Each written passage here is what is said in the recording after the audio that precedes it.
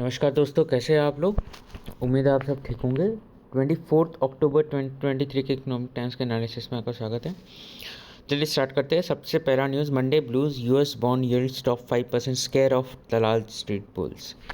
देखिए, ये न्यूज़ क्या बोल रहा है कि मंडे को तो मार्केट में बहुत ही ज़्यादा पैनिक क्रिएट हो गया है और कई सारे लोगों ने अपना प्रॉफिट जो था थोड़ा बहुत बुकिंग किया, सेल ऑफ कर करके इंडियन मार्केट से थोड़ा भागने की कोशिश कर रहे थे फॉरेन इन्वेस्टर्स।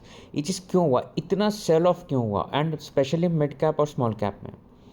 देखिए, एक तो यूएस का रिसेशन तो है ही, बट यार ये यूएस रिसेशन तो हमेशा मार्केट में रहता है, फिर ये अचानक से क्या हो गया। हुआ क्या दोस्तों, यूएस रिसेशन के कारण अभी यूएस में जो यील्ड बढ़ रहा है, ठीक है, यूएस में जो यील्ड है गवर्नमेंट बॉन्ड का, जो यील्ड है दैट हैज़ क्रॉस्ड अराउंड 5%।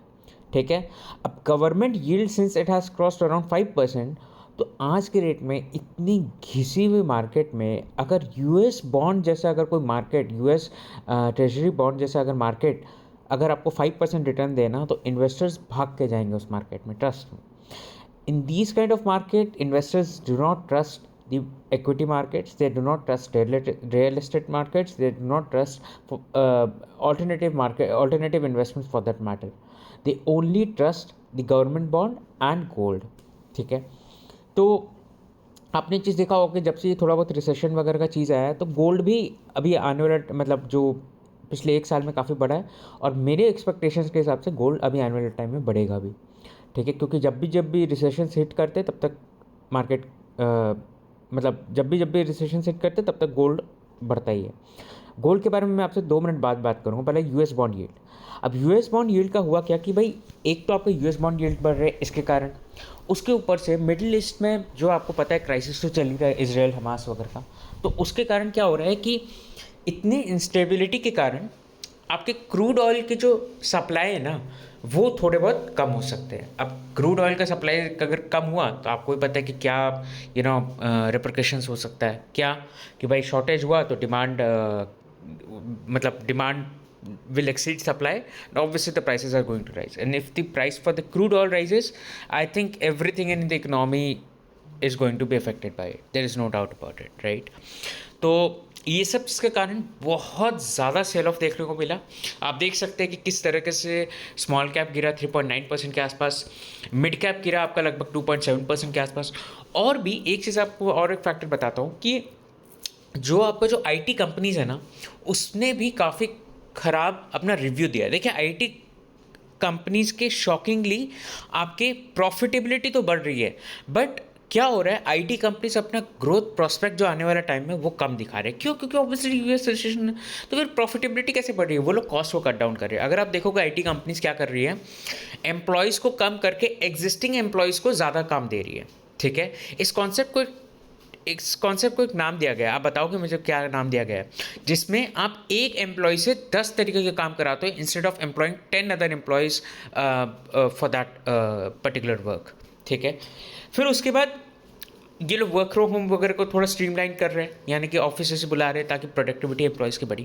तो ये सब चीज़ के कारण क्या है, प्रॉफिटेबिलिटी तो बढ़ रही है क्योंकि कॉस्ट कट डाउन हो रहा है, बट रेवेन्यू का ग्रोथ उतना नहीं हो पा रहा है, और फोरकास्ट भी रेवेन्यू का इतना अच्छा नहीं है। फिर आपको मैं बता रहा था तीसरा reason for the falling of market was strengthening of dollars. ठीक है, डॉलर्स जो है काफ़ी स्ट्रेंथन होते जा रहा है विज़ every developing economics currency. It's not just India, in fact her developing economic की करेंसी के हिसाब से डॉलर स्ट्रेंथन होते जा रहा है, तो उसके कारण भी मार्केट काफ़ी ज़्यादा गिरा। तो ये एक होलिस्टिक आपका एनालिसिस था कि क्यों मार्केट मंडे के टाइम इतना ज़्यादा गिरा। देखते हैं, ऑब्वियसली देखिए, मार्केट इतना कम अगर गिर रहा है, मतलब इतना ज़्यादा अगर गिर रहा है, तो सेल ऑफ का पीरियड आ गया है। और अगर इसके नीचे मार्केट गिरता है, मान लीजिए 18,200 तक जाता है मार्केट, 19,200 तक जाता है, तो कम से कम 18,800 तक का निफ्टी भी लेवल टच कर सकता है, ऐसे एनालिस्ट बोल रहे हैं। दोस्तों, एक बहुत ही आई वुड से बहुत एक अलग टाइप का वेव उठ रहा है इंडिया में, विच इज़ कॉल्ड जितनी आबादी उतना हक। मैं ये नहीं कह रहा हूँ कि कांग्रेस ने ये वेव उठाया या किसी पर्टिकुलर पार्टी ने ये वेव उठाया, बट जितनी आबादी उतना हक वाला कॉन्सेप्ट बहुत ही डिफरेंट उस पे ले जाएगा इंडियन इकोनॉमिक रिजर्वेशन सिस्टम को, बहुत ही डिफरेंट ट्रैक पे ले जाएगा, क्योंकि हर टाइम जितनी आबादी उतनी हक का वाला कॉन्सेप्ट नहीं था इंडिया में। प्री डिसाइडेड हमारे कोटास थे और अब जाके कोटास बढ़ रहे हैं। तो मैं ये नहीं बोलूँगा ख़राब है अच्छा है, वो तो मैं आपका डिस्क्रिप्शन पे छोड़ दूंगा, बट कई सारे पार्टीज़ अब इसको सपोर्ट करने लगे, क्योंकि देखिए जो सेंसस सर्वे जो सुप्रीम कोर्ट ने अलाउ किया था बिहार गवर्नमेंट को, उसके हिसाब से रिजल्ट्स आ चुके थे। बिहार गवर्नमेंट ने अब जो इलेक्शन के प्रोमिसेस, जो नेक्स्ट इलेक्शन के प्रोमिसेस उस हिसाब से करेंगे। अलग अलग गवर्नमेंट, स्टेट गवर्नमेंट भी बोल रहे हैं कि भाई हम भी सेंसस सर्वे करेंगे, तो कास्ट सर्वे करेंगे और उस हिसाब से हम भी रिजर्वेशन देंगे। इनफैक्ट कांग्रेस ने तो बोल दिया उतनी जितनी आबादी उतना हक, उनका स्लोगन ही लॉन्च हो गया। तो आपका ये क्या व्यू पॉइंट है कि ऐसा होना चाहिए कि नहीं होना चाहिए, प्लीज़ मुझे कमेंट सेक्शन में बताइए। नेक्स्ट दोस्तों भली कंपनी स्पेसिफिक न्यूज़ है, बट ये बहुत बड़ी न्यूज़ है, तो मैं चाहता हूँ कि आपके साथ शेयर करूँ। Reliance Disney deal likely to face valuation hurdle. देखिए, रिलायंस ने डिज्नी को ऑफर किया था। इनफैक्ट रिलायंस और डिज्नी का मर्जर भी चल रहा है, जो डिज्नी एज इट पूरा वर्ल्ड का डिज्नी नहीं, बट इंडिया के उसके ऑपरेशंस का। तो बोला जा रहा है कि भाई डिज्नी को रिलायंस एक्वायर कर लेगा इंडिया में। अब प्रॉब्लम कहाँ जा रहा है? प्रॉब्लम जा रहा है वैल्यूएशन पे। According to Disney, it's India's operation values around 10 billion, and according to Reliance, it's Disney's India's operation values around 3 to 4 billion. तो पहली बात तो ये गैप क्या आ रहा है? ये गैप ये आ रहा है, देखिए यहीं से नेगोशिएशन अराइज होता है। कंपनीज अपना वैल्यूएशन थ्रो करते हैं और जो बायर है वो अपना वैल्यूएशन थ्रो करता है, और उसके बेसिस पे एक नेगोशिएशन होके एक बीच का फिगर आता है। ऑब्वियसली देखिए हर बार इस चीज़ के कारण ऐसा नहीं होता कि डील सक्सेसफुल हो जाता है, बट यहीं से नेगोशिएशन आता है। इनफैक्ट ये इतना ओपन में आ रहा है मीडिया में, यही बहुत अच्छी बात है। मतलब एक थोड़ा इंसाइट्स मिलता है कि भाई नेगोशिएशन कैसे होता है। डिज्नी का ये कहना है कि भाई उन्होंने 2018 में किसको एक्वायर किया था? 21st सेंचुरी फॉक्स को एक्वायर किया था, उसके इंडिया के ऑपरेशन को, एंड वो 1 बिलियन के उस समय उसका वैल्यूएशन था 18 बिलियन के आसपास। तो अब बोल रहे हैं कि भाई हमारा वैल्यूएशन इतना कम तो नहीं हो सकता। यानी कि डिज्नी का जो स्टार इंडिया जो है, डिज्नी देखिए क्या है, डिज्नी स्टार है राइट, वो भी एक मर्जर ही है। तो स्टार का वैल्यूएशन इतना कम नहीं हो सकता जिसको रिलायंस क्लेम कर रहा है 3 to 4 बिलियन। डिज्नी की बात करें तो इन्होंने 444 मिलियन का लॉसेस इनकर किया 9 मंथ्स एंडिंग सितंबर 2021 में इंडिया में, और 9 मंथ्स एंडेड जुलाई 1 को, और इनके हिसाब से वैल्यूएशन इनका कितना है? 10 बिलियन के आसपास। मतलब आप सोचिए एक डिज्नी अराउंड $500 million का वैल्यूएशन, $500 million का लॉसेस इनकर करता है इंडिया में, स्टिल उन लोग अपना वैल्यूएशन कितना क्लेम करते हैं? 10 billion, and there is nothing wrong in it. Why I will tell you, एक होता है इन्वेस्टमेंट से अच्छा ना, जैसे अगर मान लो आप कैपेक्स करते हो, ठीक है, आप कैपिटल एक्सपेंडिचर करके अपना एक्सपेंशन करते हो, या तो आप अपना इन्वेस्टमेंट्स डालते हो और बिजनेस को और एक्सपैंड कर रहे हो, या तो एक तरीका ये हो गया एक्सपैंड करने का। अब मार्केटिंग वगैरह का क्या किया जाए? डिज्नी का ये चीज़ कहना है कि ये लोग कुछ बिलियंस ऑफ डॉलर्स, लगभग $5 बिलियंस के आसपास 2022 से लेकर 27 के बीच में इन्वेस्ट करेंगे इंडिया में। आपको लग रहा होगा ये इन्वेस्टमेंट मतलब सिर्फ केपेक्स होता है, नहीं। इन्वेस्टमेंट मतलब रेवेन्यू एक्सपेंडिचर या तो फिर कैपिटल एक्सपेंडिचर। रेवेन्यू एक्सपेंडिचर ये लोग कैसे करेंगे? ऐसे ही करेंगे, हज़ारों करोड़ जो है ये लोग इसमें उड़ा देते हैं अपने जो व्यूअरशिप को लेके आने के लिए। अब देखिए जैसे फ्री में टेलीकास्ट हो रहा है क्रिकेट मैचेस वगैरह, इसके पैसे कुछ तो लगते होंगे ना। फ्री में टेलीकास्ट हो रहा है, एज ए आपको, आप लॉग इन करोगे हॉटस्टार में, आप देखना चालू कर दोगे, ठीक है, तो कुछ तो पैसे लगते होंगे ना इसके राइट्स वगैरह खरीदने के लिए। इनफैक्ट हैवी अमाउंट लगता है। तो वो जो राइट्स खरीदने के लिए जो पैसे लग रहे हैं और आपसे नहीं लिया जा रहा है, that is just a marketing game of onboarding more and more people into the platform, and that's a part of this 5 billion expenditure. Next is दोस्तों Indian insurance companies cancel coverage for war damage. देखिए हो क्या रहा है कि Indian insurance companies जो लोग के री इंश्योरेंस बाय करके रखे इसराइल के इंश्योरेंस कंपनी से, या खुद भी अगर इंश्योरेंस करा के रखे, वो लोग क्या बोल रहे हैं कि हम लोग जो वॉर डैमेजेस है उसका क्लेम हम लोग नहीं देंगे।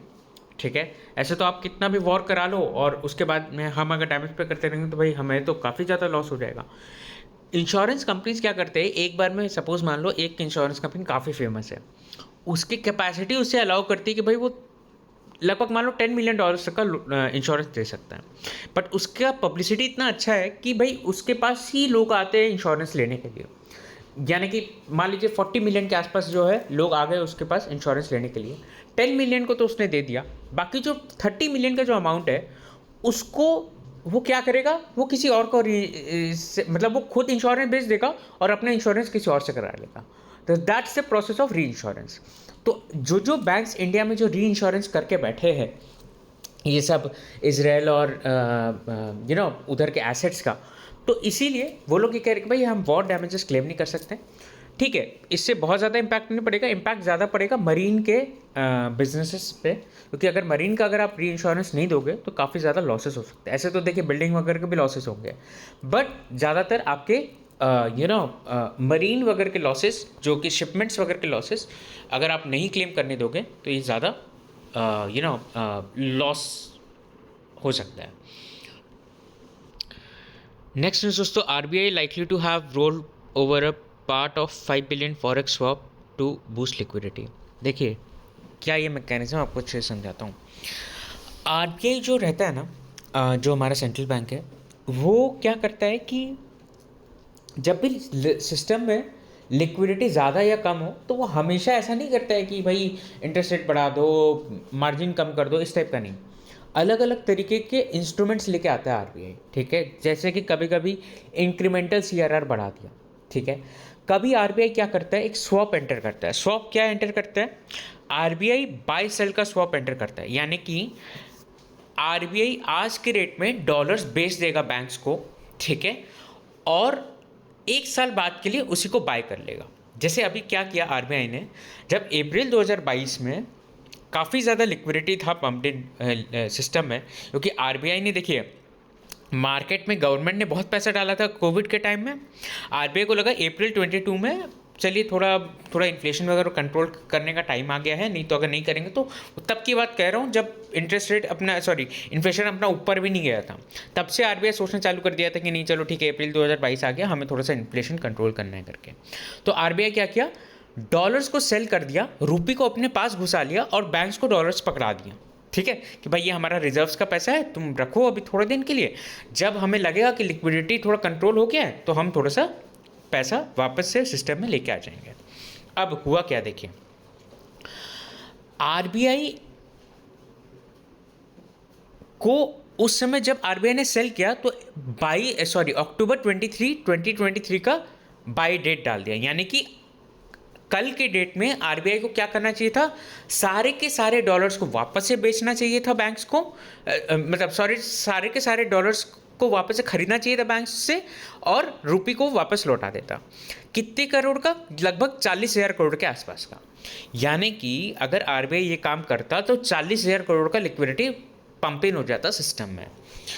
अब ऑटोमेटिकली अगर आप देखोगे, अगर 40,000 करोड़ के आसपास का लिक्विडिटी पंप इन होगा तो क्या होगा, और ज़्यादा फ्लो होगा इकोनॉमी में रुपी का जो वैल्यू है वो अभी लगभग 83.15 के आसपास आ रहा है, बोला जा रहा है कि 83.3 के आसपास चल जाएगा अगर RBI अगर ऐसा कर देगा तो RBI के ऊपर प्रेशर है कि भाई अब आप पूरा का पूरा लिक्विडिटी डालो मत। पहली बात तो रैशनल अप्रोच एनालिस्ट के हिसाब से बोलते हैं कि ये होना चाहिए था कि RBI को धीरे धीरे करके मार्केट में वापस से एक साथ में सबका बाई सेल स्वैप नहीं करना था, धीरे धीरे करके मार्केट में पंप इन करना था पैसा।